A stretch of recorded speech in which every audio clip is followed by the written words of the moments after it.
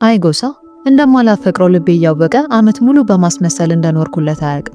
የውሸት ወድሃለሁ እንደምለውም አልገባውም ነበር። የእሱ ዓለም በእኔ ዓለም ውስጥ ኖሮ መሞት ቢሆንም የኔ ዓለም ግን ሱራፌል ነው። ሱራፌል ሱራፌል ሱራፌል። ከሱራፌል ጋር ለመጀመሪያ ቀን የተዋወቅነው ክለብ ነው። ጓደኛዬ ልደቷን ስታከብር ከጓደኛዬ ፍቅረኛ ጋር ነው የመጣው። እማልዋሻችሁ ያኔ ጎሳም ነበር። እንዳትቀርብ እያስጠንቅቄው ነው እንጂ ክለብ ጭፈራ፣ ግርግር አይወድም። ያን ቀን እኔ ለመታዘዝ መጥቶ ትንሽ አምሽቶ እኔን ጥሎኝ ወደ ቤት ገባ።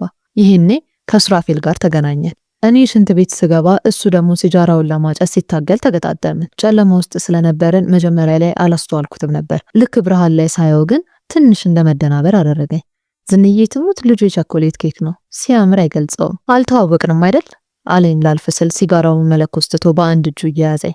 ኤደን አልኩት ትንሽ ፈገግ ብዬ። ሱራፌል ብቻ ብሎኝ አገርግሮ ሲጋራውን መለኮሱን ቀጠለ። ንቀቱና ሲጃራ ማጨሱ ቢያበሳጨኝም ማታውን ትንሽ ተግባባን። ሰውነቴን እየነካካኝ አብረን ጨፈርን። ስንወጣ በቅንጡ መኪናው ሸኝቶኝ ስልክ ተለዋውጠን በነጋታው መደዋወል ቀጠልን። ምክንያቴ እስካሁን ባይገባኝም ለወደው ካለመቻሌም በላይ ሱራፌልን ሳገኘው ደግሞ ጭራሽ ጎሳ እየደበረኝ መጣ። እሱ ሲደውል እየዘጋው ወሬ ከሱሬ ጋር ሆነ። እርግጥ ጎሳ ምስኪን ነው። እሱ የሰጠኝን ክብር ማንም እንደማይሰጠኝ ያውቃለሁ። እንደሱ የሚያፈቅረኝ ለመኖሩም እርግጠኛ አይደለሁም። ሰድቤው አይቀየመኝም። አጥፍቼ ይቅርታ የሚጠይቀኝ እሱ ነው። ሲያከብረኝ ክብሩን ጥሎ ነው። ግን ደግሞ ልቤ ለሱ ለግሟል። ከሱ ይልቅ ሱራፌል ጋር ሰውን ደስ ይለኛል። ዓለምን የጨበጥኩ ይመስለኛል። ተደብቄ መውስለቴ፣ አብሬው ማደሬ፣ ፍቅር መጀመሪን ጎሳ ቢሰማ ምን እንደሚሆን ባውቅም የአሁኑ ስሜቴ ግን በልጦብኛል። አንድ ቀን ኤዱ ላገባሽ እፈልጋለሁ አለኝ። ይህንን ጥያቄ ሲጠይቀኝ የመጀመሪያው ባይሆንም ተበሳጨሁበት።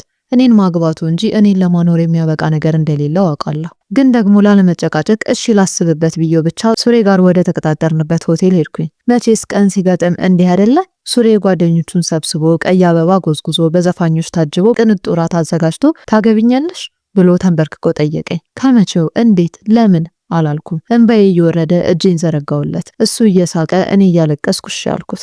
እሱን ጨምሮ ያስለቀሰኝ ደስታ መስሏቸው ሊያባብሉ ይሞከሩ። እኔ ግን ያስለቀሰኝ ከሃዲነቴና የጎሳ ነገር ነው። ባልወደውም ሲያጣኝ የሚፈጠረው ነገር አስፈርቶኛል። በነጋታው በጠዋት ደውዬ ጎሳ ላገኘው እንደምፈልግ ነገርኩት። ለምኖኝ ስለምንገናኝ እፈልጋለሁ ስለው ከነፋስ ፈጥኖ ነው የተቀጣጠርንበት ካፌ የመጣው። ያቺ ነጭ ሸሚዞን በጥቁር ሱሪና በሸራ ጫማ አድርጓል።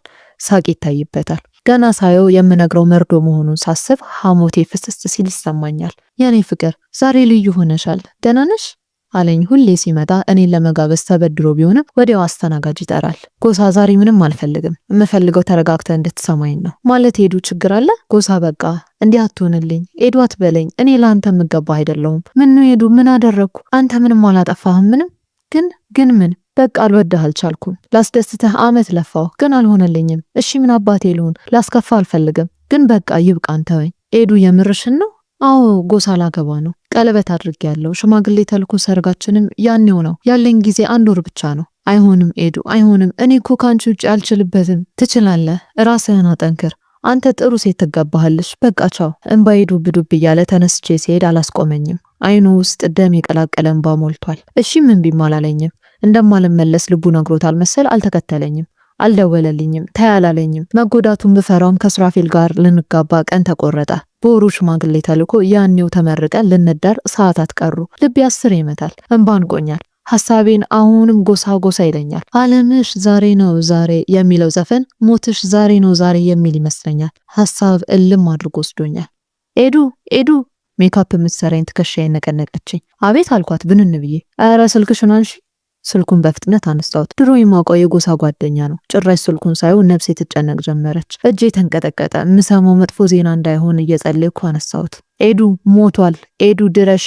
ጎሳ ራሱን አጥፍቷል። በተቀመጥኩበት ምድር ዞራብኝ። እዛው ሶፋ ላይ መውደቄን አውቃለሁ። ከዛ በኋላ የሆነውን አላውቅም። በሐዘኔ ላይ ሙሽራው ደርሷል ተነሽ እያሉ ሲያዋክቡኝ ነበር የነቃሁት። ጭፈራ ላይ ኡኡ ተብሎ ይለቀሳል። ሰርግ ላይ እርም ይወጣል። ቬሎ ተለብሶስ ይሮጣል። ለምን በደን ሆንኩ? ለምን አላለቅስም? ለምን ሙሽራዬን ትቼ ወደ ሬሳዬ አልሮጥም? ለምን አበባዬን ይዤ ተሞሽሬ የተጨፈረ ከቤት ስወጣ የጎሳ ሬሳ የመኪና አናት ላይ ተሰቅሎ ወደ ሰፈር ሲገባ እኩል ሆነ። እሱ ለአፈር እኔ ለእድሜ ልክ ጸጸት ተሞሸርን።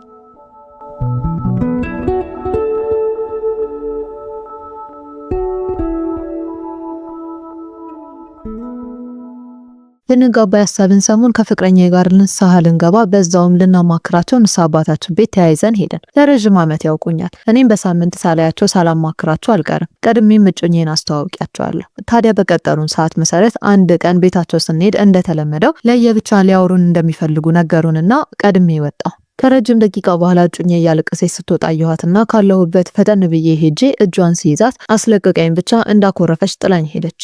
በፍቅር እኮ ነው የመጣ ነው። ምን ሰማች?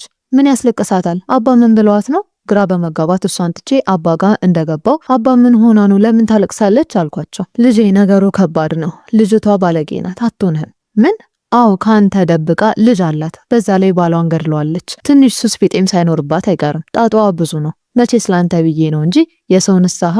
ወሬያቸውን ካፋቸው ሳይጨርሱ ፍንጥር ብዬ ተነስቼ ልወጣ ስል ቆይ ልጄ እራሷ ትምጣና ሁሉንም ትነግርሃለች፣ ተቀመጥ አሉ። የሚሉኝን አደረኩ። ትንሽ ሳይቆይ አጅሪት እየተመናቀረች ገብታ ቁጭ እንዳለች መደንፋት ጀመረች። ለካ ሱሰኛ ነህ፣ ለካ ሚስት ነበረ።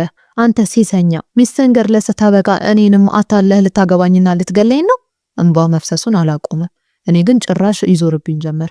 ይህንን ሁሉ አንቺ እንዳደረግሽው አባ ነግረውኛል። ሌባ አንቺ ነሽ እንጂ። እኔም በተለይ ስደነፋ አባ ድንገት ጮክ ብለው ዝም በሉ ሲሉ ቤቱ ጸጥ አለ። እኔም እሷም እንደ ጠላት እየተያየን አባ ወሬያቸውን ቀጠሉ። ልጆቼ እናንተ አትጋቡም እሺ? ቅድም ላንቺ ስለሱ የነገርኩሽ ነገር ፍጹም ውሸት ነው። ለአንተም እንደዛው ስለሱ የነገርኩህ ነገር የተሳሳተ ነው። ሁለቱም ግን አንድ ታሪክ ነው። አያችሁ፣ ሰው መጋባት የሚችለው ሲግባባ፣ ግጭቶችን መፍታት ሲችል፣ ከስሜታዊነት ወጥቶ ቆም ብሎ ማሰብ ሲጀምር ነው። አስተውሉ። ትዳር ላይ አሉባልታ ወሬ አሊያም የሰይጣን ፈተና አለ። በዛሬ መመዘኛ በውሸት ወሬ ትዳራችሁ ተበተነ ማለት አይደለም። አትጋቡም ያልኩት ለዚህ ነው። ስለተፋቀራችሁ ብቻ ህይወት አትመሩ። የፍቅር መሰረቱ መተማመን፣ መከባበር፣ መደማመጥ ነው። ይህንን ገንዘብ ካላደረጋችሁ አሁንም አትጋቡ አሉ አባ በአጽንኦት ቃሉን ጠበቅ አድርገው። እኔና እጮኛዬም ወዲያው ተያይተን ለመተቃቀፍ ስንነሳ የመጨረሻ ያልነገርኳችሁ ይቅርታ ናት። ይቅር ተባባሉና ስለ ጋብቻችሁ እናውራ። ንስሐ አባታችን በፈገግታ እያዩን